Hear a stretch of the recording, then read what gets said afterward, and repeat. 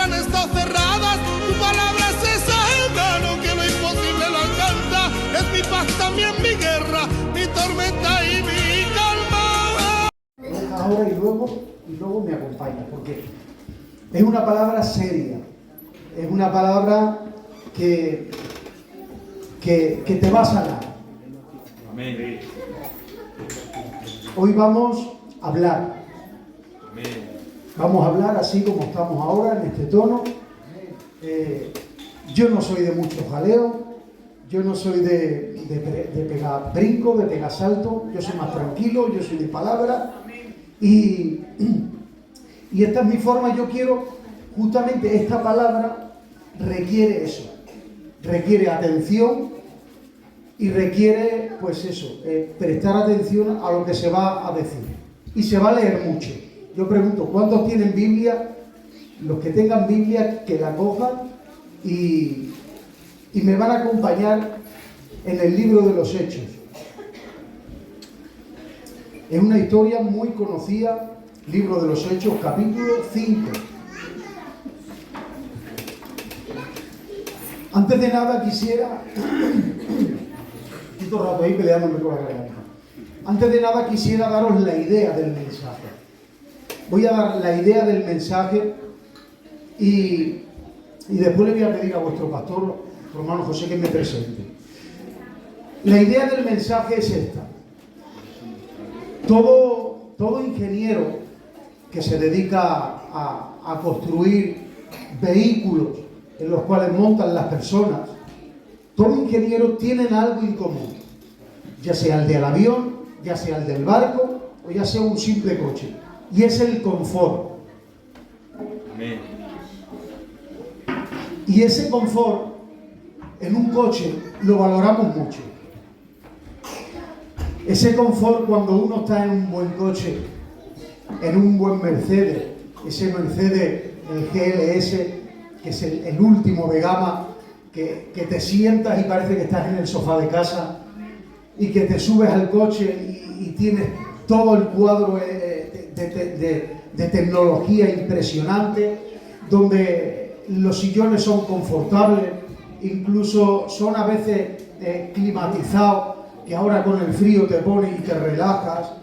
Y imagínate que estás montado en ese coche y te vas a Madrid, pero resulta que tú estás de copiloto, o estás sentado, las hermanas estáis sentadas en el sitio de atrás, y empezáis a conversar, y el coche es tan cómodo, el coche es tan confortable, que, como se suele decir, y hay una frase, dice, no te enteras de la carretera. Y resulta que, como no te has enterado de la carretera, en vez de ir a Madrid, has aparecido en el sur, has aparecido en Sevilla. Y ese es el problema de algunos cristianos. Y el diablo se encarga de eso. Se encarga de no llamar la atención en nuestra trayectoria, en nuestra vida aquí en la tierra, en la vida del Evangelio. Nos hace vivir tan confortables, tan tranquilos, tan relajados. Nos levantamos, oramos un poquito, vamos a nuestro trabajo, llegamos a casa, comemos, nos echamos a dormir, venimos a nuestro cultico, el pastor se esfuerza, nos predica la palabra, nos gozamos, vamos con los hermanos. El día que se atercia nos vamos a comer un bocadillo, y así van pasando los días, van pasando los meses, van pasando los años. Y cuando yo miro atrás, yo digo, ¿en qué he crecido? ¿Qué ha pasado? Y es que el diablo se encarga de no llamar la atención, porque tiene solamente un propósito, y es de que tú no te vayas al reino de los cielos. Y es cambiar tu viaje para el lloro y el crujir de dientes. Y para eso el diablo lo que hace es estarte confortable, tranquilo, apasionado tranquilamente para no moverte en nada. Y eso es lo que hace el diablo con muchos cristianos. Y la idea del mensaje es este. Estoy cansado y me peleo siempre con el diablo. No soporto que engañe a mis hermanos. Aleluya. Y hoy quiero descubrirlo a través de la luz de su palabra.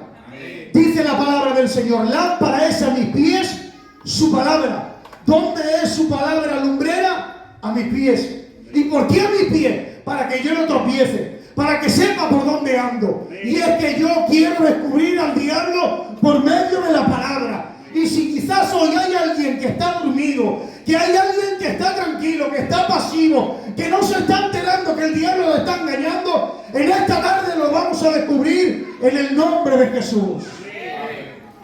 Le voy a pedir al pastor, por favor, que él me presente, y te voy a rogar que me presente para que Dios me dé la facilidad para poder expresar lo que ha puesto en mi corazón y para que a ti tú puedas entenderlo con facilidad. Padre amado del cielo y de la gloria, delante de tu rica presencia estamos, el cual yo quiero presentar a tu siervo, el cual tú nos has prestado en esta tarde. Te ruego que la sanguinaria y el poder de tu Espíritu esté sobre él. Y te ruego, Padre, esa palabra que él ha recibido, creyendo por fe que es la que tu pueblo necesita.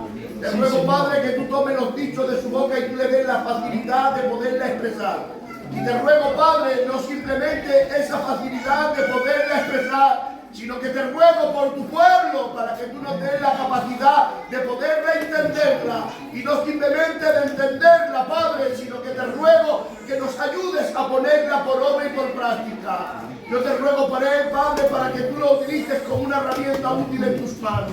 Y te ruego, Padre, que tu palabra en esta tarde sea como saeta certera y de frutos al 30, al 60 y al 100 por uno. Amén.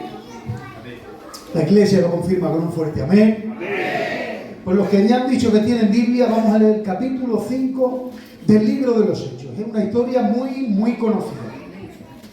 Dice la palabra del Señor: pero cierto hombre llamado Ananías, con su mujer Safira, vendió una heredad y sustrajo del precio, sabiéndolo también su mujer, y trayendo solo una parte de lo que habían vendido. Y lo puso a los pies de los apóstoles. Y dijo Pedro: Ananías, ¿por qué llenó Satanás tu corazón para que mintieses al Espíritu Santo y sustrajeses del precio de la heredad? Reteniéndola, no se te quedaba a ti. Vendía, no estaba en tu poder. ¿Por qué pusiste esto en tu corazón? No has mentido a los hombres, sino has mentido a Dios. Al oír a Ananías estas palabras, cayó, expiró. Y vino un gran temor sobre todos los que lo oyeron. Esto es lo que yo quiero y el Señor quiere. Y vino un gran temor sobre todos los que lo oyeron. Y levantándose los jóvenes lo envolvieron y sacándolo lo sepultaron. Pasando un lapso como de 3 horas, sucedió que entró su mujer, no sabiendo lo que había acontecido. Entonces Pedro le dijo: dime, ¿vendisteis en tanto la heredad? Ella dijo: sí, en tanto. Y Pedro le dijo: ¿por qué convenisteis en tentar al Espíritu Santo del Señor? Dice: he aquí a la puerta a los pies de los que han sepultado a tu marido, y te sacarán a ti. Dice: al instante ella cayó también a los pies de él e expiró. Dice: y cuando entraron los jóvenes la hallaron muerta, y la sacaron y la sepultaron junto a su marido. Y termino diciendo otra vez: y vino gran temor sobre toda la iglesia y sobre todo los que oyeron estas cosas. En muchas ocasiones hemos leído este pasaje. Y Lucas, que es el que lo escribe, dice esto 2 veces. Dice: y hubo gran temor sobre todos. Y dice: y todos los que oyeron estas cosas, termina diciendo, todos tuvieron temor en la iglesia, y todo lo que se dijo ahí, todo el mundo lo escuchó. Y es que a veces hemos leído este pasaje y no nos sucede nada. Pero es que realmente es de gran temor.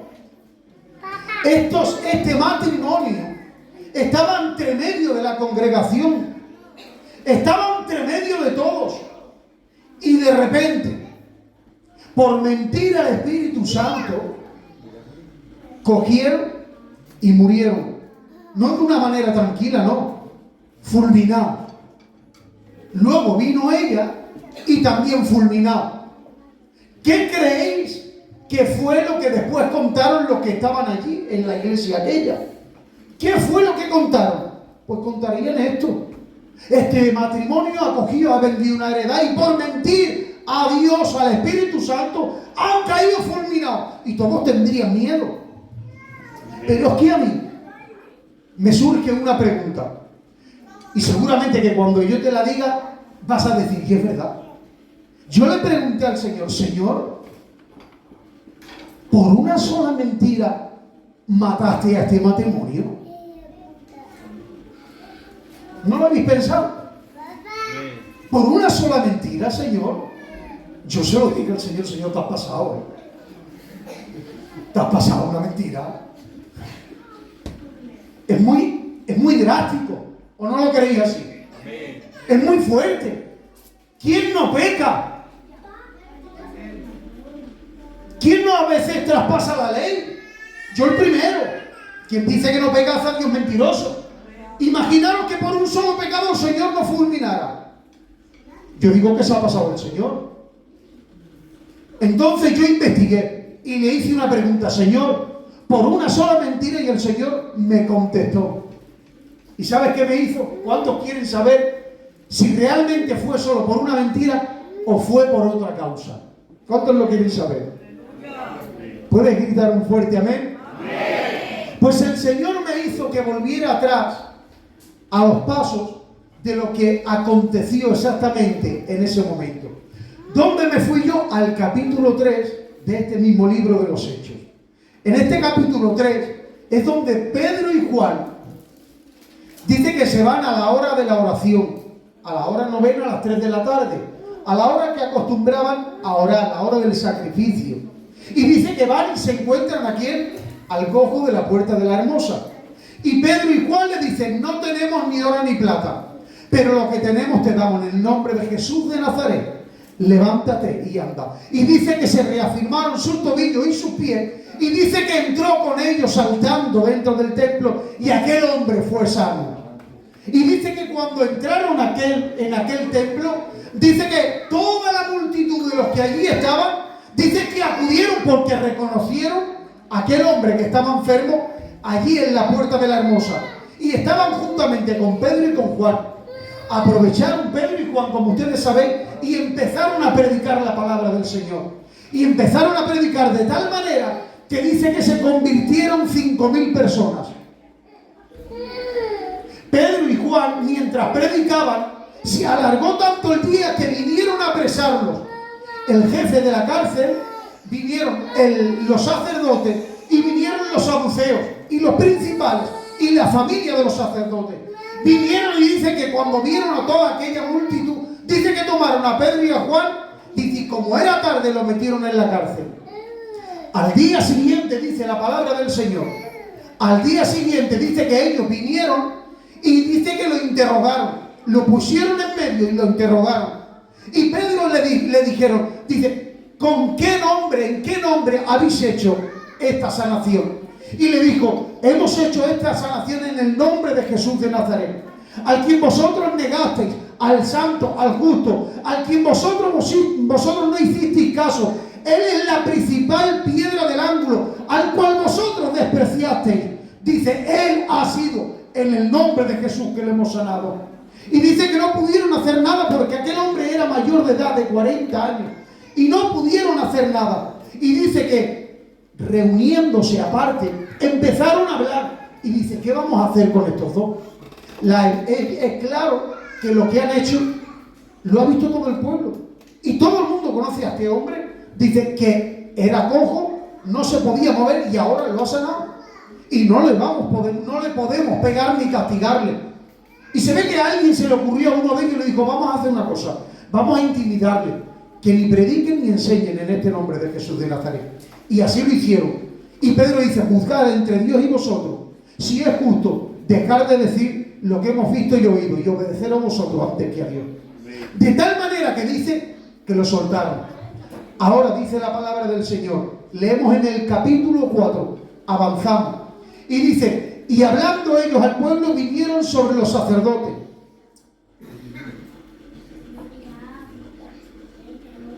el capítulo 20, en el verso 23. Dice, y puestos en libertad, vinieron a los suyos. ¿Cuáles son los suyos? Donde estaban aquel matrimonio. Vinieron a los suyos, donde estaba aquel matrimonio.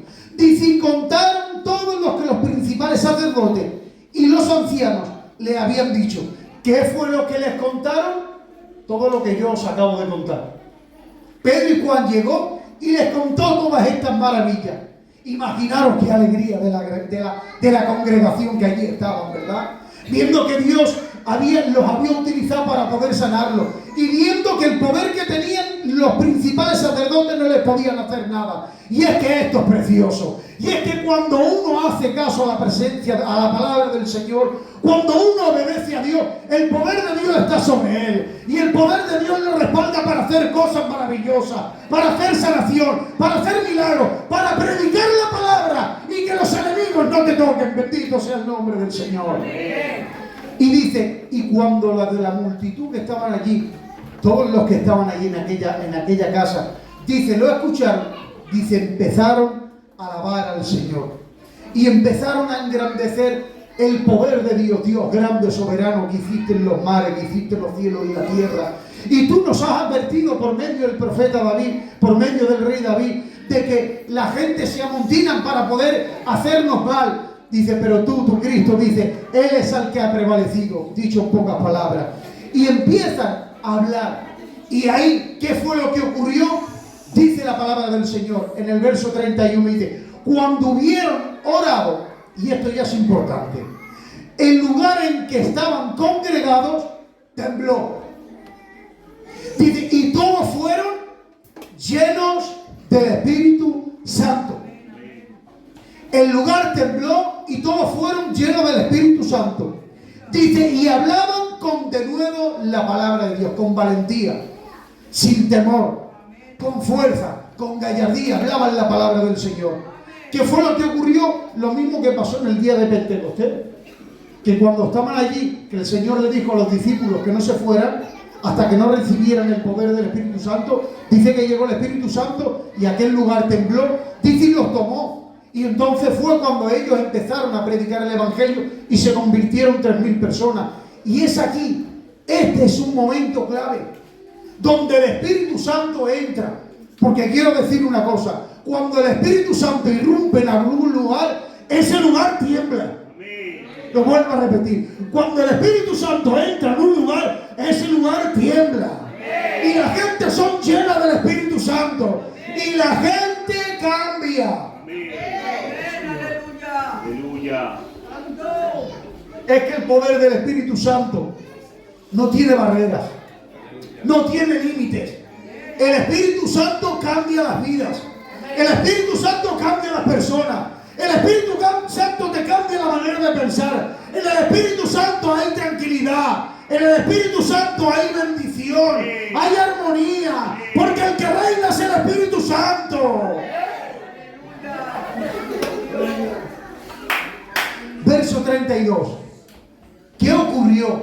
Ahora Lucas nos escribe y dice, y la multitud, nos explica Lucas, qué es lo que estaba ocurriendo allí.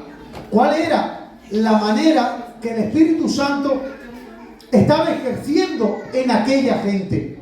Dice, y la multitud de los que habían creído eran de un corazón, de un alma. Fijaros bien. ¿Cuántos pueden decir un fuerte gloria a Dios? Estáis preciosos y de verdad que os lo agradezco de todo corazón. Me lo estáis poniendo súper fácil. Dice, y la multitud. ¿Cuántos eran? Multitud, muchos. Pero fíjate que dice multitud y ahora dice, eran de un corazón y de un alma. ¿A qué equivale? A una persona. ¿Me seguís? Dice, y ninguno decía ser suyo propio nada de lo que poseía, sino que tenían todas. ¿Cuántas cosas? Todas las cosas en común. Dice, y con gran poder los apóstoles daban testimonio de la resurrección del Señor Jesús, y abundante gracia eran sobre todos ellos. Dice, así, por esta causa, por todo lo que estaba pasando, porque el Espíritu Santo los abrazó a todos, los llenó y le hizo que fueran un corazón, un alma, todas las cosas en común. Dice así que por esta causa no había entre ellos ningún necesitado. ¿Y por qué? Dice, porque todos los que poseían heredades y casas las vendían y las traían y traían el precio de lo vendido y lo ponían a los pies de los apóstoles y se repartía cada uno según su necesidad. Gloria al nombre del Señor y a su nombre. Fijaros que ahí lo que ocurría era precioso, era maravilloso. Ellos estaban allí, vino el apóstol, vamos a hacer un paréntesis, vino el apóstol Pedro y juntamente con Juan, y cuando llegaron allí, dice que le contaron todo lo que había. El Espíritu Santo irrumpió en aquel lugar, los abrazó a todos, les hizo que fueran solamente una persona y eran agradables todos. Eran agradables. Todos vendían lo que tenían, las heredades, las casas, y los ponían a los pies de los pastores, de los discípulos. Y ellos lo vendían y lo repartían a cual más necesitado le daban más. Y es que eso es precioso. Todos tenían un mismo pensar. Ahí no se ve que ahí hubiera, oye, que a mí me ha dado más, que ahí me ha dado menos, no. Ahí todos eran un mismo pensar, un mismo sentir.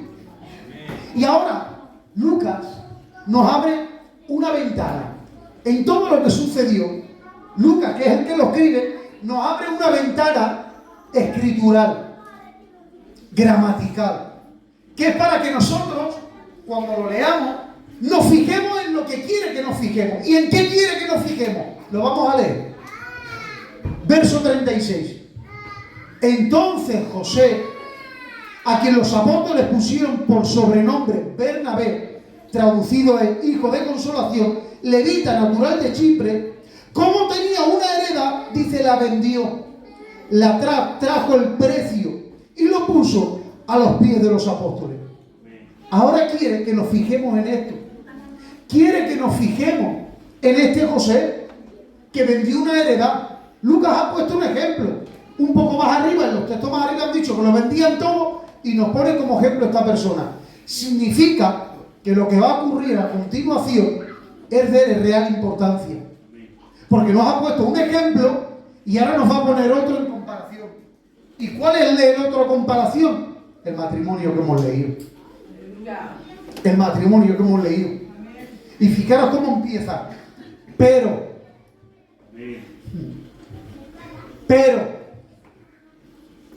ese pero significa que hay algo que distorsiona.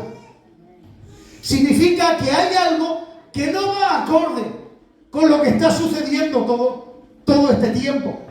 Significa que hay algo que está rompiendo con el molde, con la lógica y con lo normal. Es como cuando uno está tranquilo, está contento y viene uno y la arma. Dice, ya ha venido este. Y estábamos todos tranquilos, estábamos bien. Dice, pero hasta que llegó este. Y es que aquí es el pero de la cuestión. Y aquí cuando viene aquel matrimonio diferente, dice, pero cierto varón llamado Ananías vendió una heredad, dice, y acordó con su mujer no decir el precio de lo que le habían vendido. Le dijo, cariño, le hemos vendido por 100, vamos a decir que lo hemos vendido por 40 y vamos a dárselo. Sí, cariño, no te preocupes, vamos a hacerlo. Y cogió y lo dieron a los apóstoles. Y aquí Pedro dice, Ananías, ¿por qué has hecho esto? Toca ahí, dale, por favor. Dice, ¿por qué has hecho esto? Dice, ¿por qué pusiste esto en tu corazón? No han mentido a los hombres, han mentido a Dios. Ananías, ¿por qué llenó Satanás tu corazón? Para mentir. La palabra para en la Biblia es propósito. Yo cojo el agua para quitarme la sed. Dice, ¿por qué llenó Satanás tu corazón?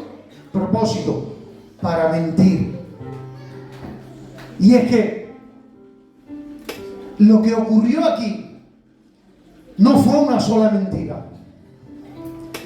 Ananías y Zafira estaban entre la multitud. Ananías y Zafira echaban ofrenda como los demás. Ananías y Zafira levantaban la voz y cantaban. Ananías y Zafira se juntaban con el pastor e iban a comerse un bocadillo. Ananías y Zafira iban a la casa de los hermanos a orar también. Ananías y Zafira también se congregaban y hacían lo demás que los demás hacían. Pero es que hay algo muy importante. Y es que aquí Pedro lo dice. Y es que Ananías y Zafira, aunque estaban con la multitud, no fueron llenos del poder del Espíritu Santo. Fueron llenos del poder de la maldad de Satanás. Jehová Dios lo reprenda. Y es que al hombre podemos engañar, pero a Dios jamás lo vamos a poder engañar. Aquí la ofensa no eran contra los discípulos. Las ofensas no eran contra los hermanos. Las ofensas eran contra el Espíritu Santo. La ofensa era contra el Dios mismo. ¿Por qué? Porque habían querido engañar a Dios. Y es que cuando Dios, el Espíritu Santo, entró en aquel lugar, Él sabía a quién había llenado. Aleluya. Gloria al nombre del Señor. El Espíritu Santo sabía a quién le había dado de su llenura. Sabía a quién había abrazado. Sabía a quién había nacido de nuevo. Sabía quién era diferente. Por eso ellos estaban viviendo una vida de mentira. Y cuando ellos quisieron aparentar, el Señor lo descubrió y le dijo: Pedro, ¿por qué llenó Satanás tu corazón? Y es que déjame decirte algo: lo que Dios no llena está vacío. Lo que Dios no llena está vacío. Y si Satanás lo ve vacío, Satanás lo llena.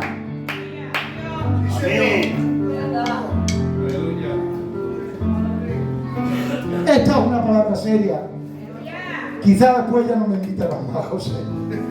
Pero esta es una palabra seria que donde me da la oportunidad Dios y me lo pone en el corazón, yo lo predico. Este evangelio es muy serio. En este evangelio no se puede vivir de cualquier manera. No se puede vivir de cualquier manera. Al hombre podemos engañar. A los pastores podemos engañar. Nos podéis engañar. A la congregación nos podemos engañar los unos a los otros.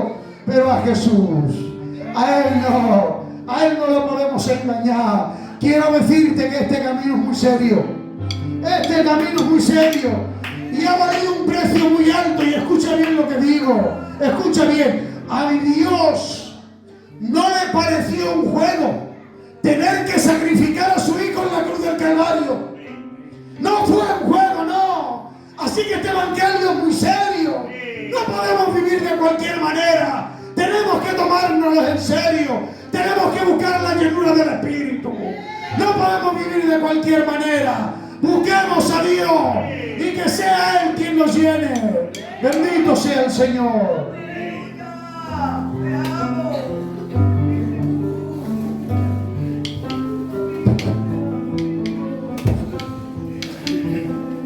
Os voy a dar el corazón de este mensaje. Quizás reprendo toda obra satánica, todo pensamiento del enemigo. Quizás el diablo podrá estar lanzando algún mensaje, pero si es que no le quiero dar ni una oportunidad. El corazón del mensaje os lo voy a dar por medio de un pasaje bíblico. ¿Os acordáis cuando Pedro estaba en Antioquía y decía que estaba comiendo con los gentiles? Y cuando vio a los de Jacobo que venían por allí, dice que se levantó y disimuladamente hizo como que no estaba con ellos.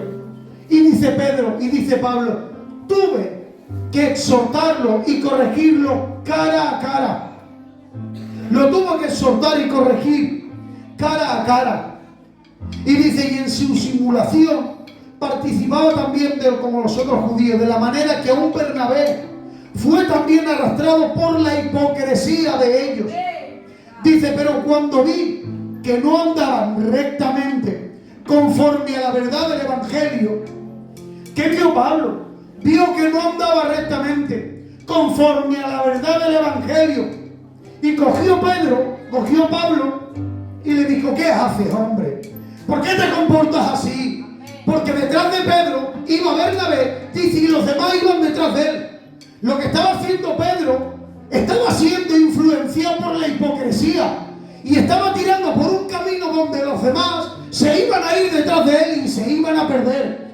Pablo, aquí lo hemos visto muchas veces y lo hemos dicho: ole Pablo, ole sus pantalones de Pablo, que lo corrigió cara a cara y no le importó nada. ¿Qué va? Yo no lo veo así, yo lo veo de otra manera. Pero Pablo estaba queriendo lo mejor para Pedro. No quería que su hermano, lo vuelvo a repetir, no quería que su hermano, no era su enemigo, era su hermano, no era su enemigo, era su hermano. No quería que se perdiera, porque Pedro tenía influencia y arrastraba a los demás. Este es el corazón del mensaje. No quiero que nadie se pierda. El Señor no quiere que nadie se pierda. Quiere que todo el mundo sea salvo. Fuerte ese aplauso para Dios. Adoramos tu nombre, Jesús. Queremos adorarte, Rey.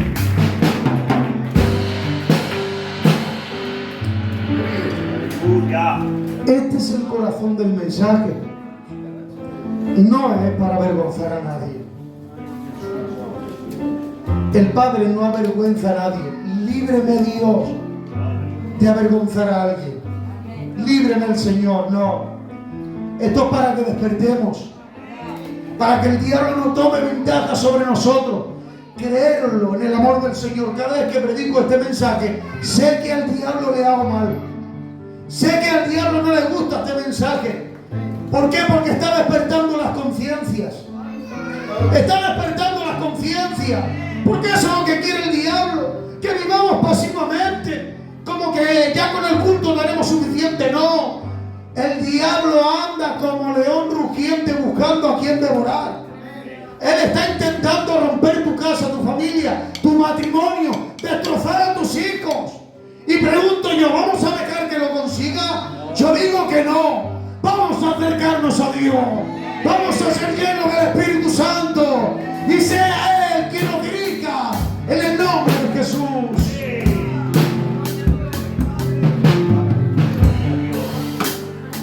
En Efesios, capítulo 4, creo que Pablo dice: no os embriaguéis de vino, lo cual trae disolución. Más bien sed llenos del Espíritu Santo.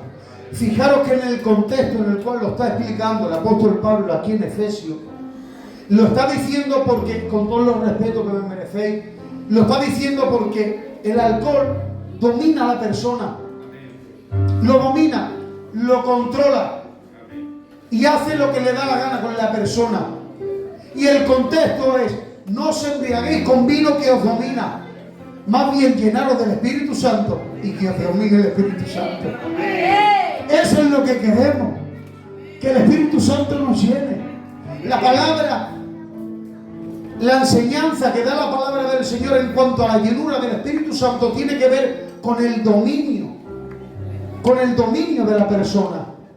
Porque si el Espíritu Santo es el que te domina, el Espíritu Santo es el que te gobierna, el Espíritu Santo es el que te dirige. Mira, hay alguna cosa más, pero no me voy a entretener.